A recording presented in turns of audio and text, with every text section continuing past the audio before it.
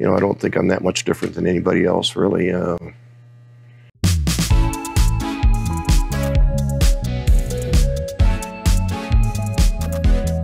A true behemoth of arm wrestling, both in stature and accomplishments. Richard Lupkes seemingly came into the sport at the highest level decades ago and even managed to dethrone the legendary John Brzenk for a time. Was this famous puller's incredible power his only real weapon on the table, or was there more at work than meets the eye? With some delayed comebacks possibly in the works at a rather advanced age, it seems like the ideal time to respectfully dissect the ups and downs of this legendary arm wrestler's career.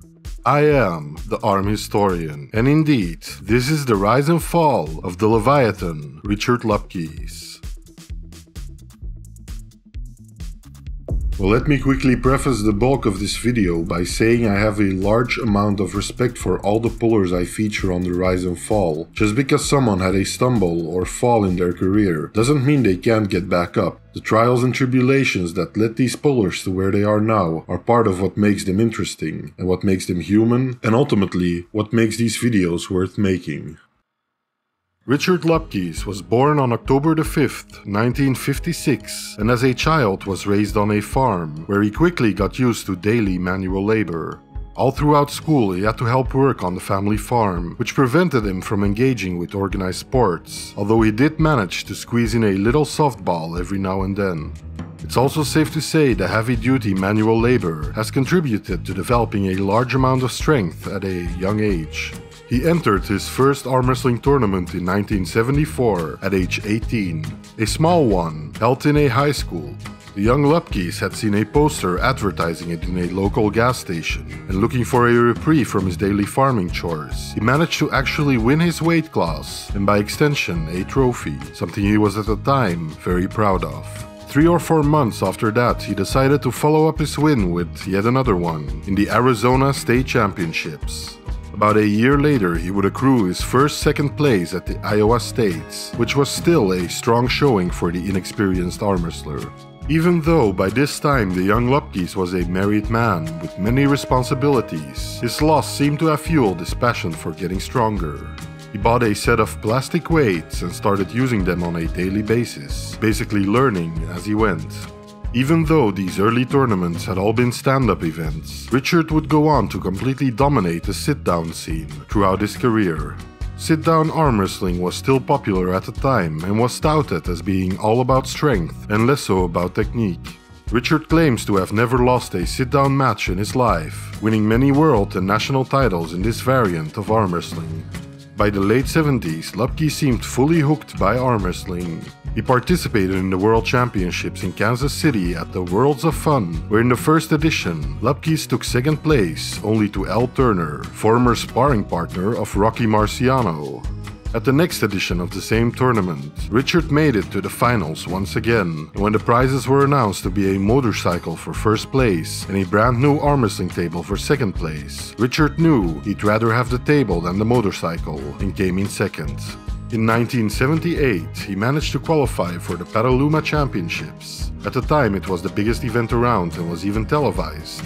In this single elimination wrist wrestling tournament, Richard lost his second round after a war in the first. He would go on to say this tournament was somewhat of a wake-up call for him. It even resulted in him only joining a select few small tournaments throughout the next years, while bulking up to the super heavyweights and doing a lot of strength training. Elbow issues would also become a mainstay problem for the gentle giant from that time forward.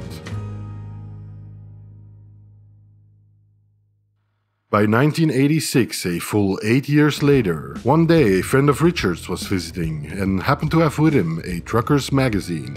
In it, there was an article promoting the biggest arm wrestling tournament the world had ever seen, Over the Top. Qualifiers were taking place all over the US, and Richard decided to join one that was held in Chicago. The day of the tournament, he easily took first place and found himself qualified for the main event. He ended up participating in the Truckers class of Over the Top, aptly named as the grand prize was a giant truck. Richard ended up losing to John Brzenk, the eventual winner of the class, and ended up in third place. Unbeknownst to the two men at the time, this would be the start to a years-long friendly exchange between them. During the late 80s, Lupkes and Brezink would battle for the #1 spot in the sport quite often. They exchanged wins between each other at tournaments like the Sands International event, the World Wrist Wrestling Championship, and even in the Yukon Jack Nationals of 1990, where John reclaimed the throne once again. By the time the start of the 90s had rolled around, Richard Lupkes was offered an opportunity to try his hand at professional wrestling. After moving to Chicago, he decided it wasn't for him and he wanted to be able to spend more time with his family. During this time, he also faced John Brezink once on the arm wrestling table, where Richard unfortunately tore his rotator cuff in the ensuing battle. This seems to have served as some kind of a catalyst for Richard to decide to withdraw from arm wrestling in general. He stopped arm wrestling completely from 1991 to 2006, but did however maintain an active lifestyle and often worked out in the gym. By this time, he had also acquired a job as an operations manager at a local truck stop. Eventually, Richard and family decided to move back to Minnesota, where he decided to start his own trucking company. One day in 2006, Richard was pulled back into the sport in his early 50s when he heard wind of the Ruler of the Nation tournament. Gary Roberts' Ruler of the Nation attracted the top talent of the day in athletes like Travis Bagent, John Brezink, Don Underwood, Michael Todd, Ron Bath, and Ryan Espy. After 15 years of inactivity, Richard managed to fight his way to 3rd place in the super heavyweight class. After proving he still belonged with the absolute top of the arm wrestling world, Richard started competing again on a regular basis, doing well at a national level.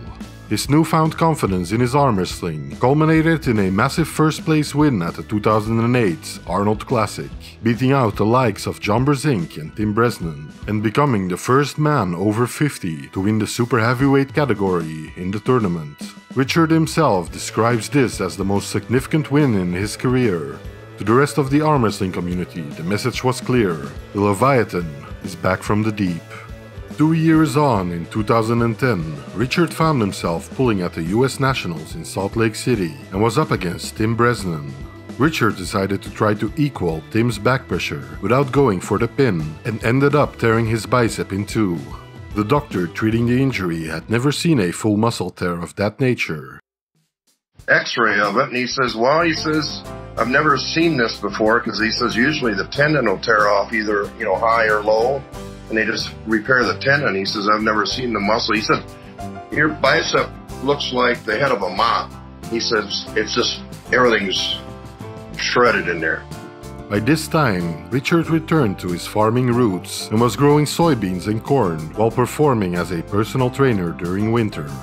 After he somewhat recovered from that unfortunate injury and winning a world title in Mesquite in the process, Richard was recruited to pull in Neil Pickup's Armoire Super Series. He faced off against multiple opponents that winter's day in 2010 at the top of the MGM in Las Vegas, getting a win on both Tim Bresnan and Ryan Espy, but losing out against Devin Lorette. He would ultimately be featured a couple times more in the Armoire Series in the ensuing years.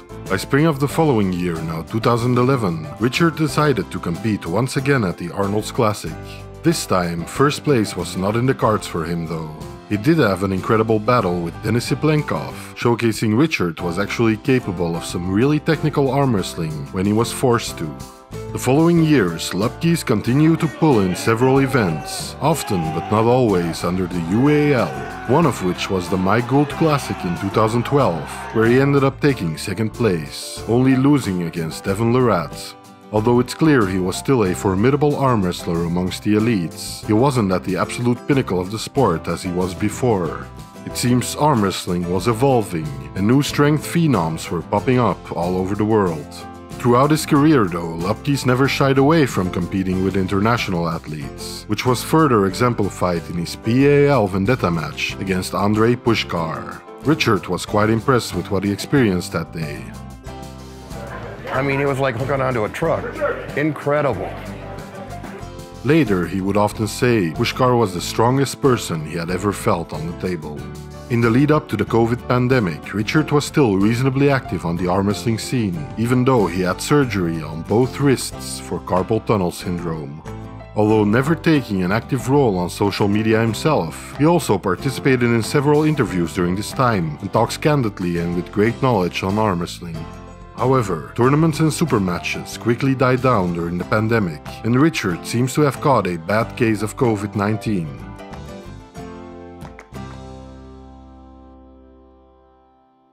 When the wheels on the arm wrestling tournament scene started turning again, whispers emerged about the possible return of Lupkes, but for a while nothing concrete was announced.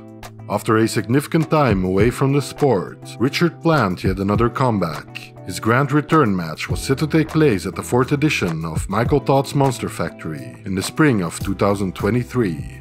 The by now 66-year-old Richard was set to face the young American up-and-comer Chan Shaw. Unfortunately, not long before the event was to take place, Richard had to pull out due to a back injury. It seems his age and wear and tear on his body are unfortunately starting to catch up with him, which, in my opinion, doesn't mean we should count Lupkes out quite yet. With rumors about his return going around, I would be the first in line to cheer the gentle giant on in his arm wrestling endeavors. Throughout his nearly 50-year career in arm wrestling, Richard Lupkes has always maintained to never have had regular practice on the table, deciding instead to focus more on developing his general strength by weightlifting. While oftentimes physically imposing and fired up on the table, during my research I haven't come across one instance of Richard being anything other than a gentleman, and he always appears humble off the table. After hearing him speak, I can't help but feel like arm wrestling was never really about winning or losing for Richard Lupkes. He enjoyed the process of getting stronger and wanted a tangible way to compare it with others. His style was never the cleanest, nor the most technical, yet watching him arm wrestle instantly reveals an admiration and true passion for strength and the sport of arm wrestling. Let's hope in the future we might be so lucky as to experience it again. I hope you enjoyed watching this episode of The Rise and Fall as much as I did making it. As always, a massive shout out to all the Armians, Fingerfolk, and everyone still watching until this point. Arm Historian, out.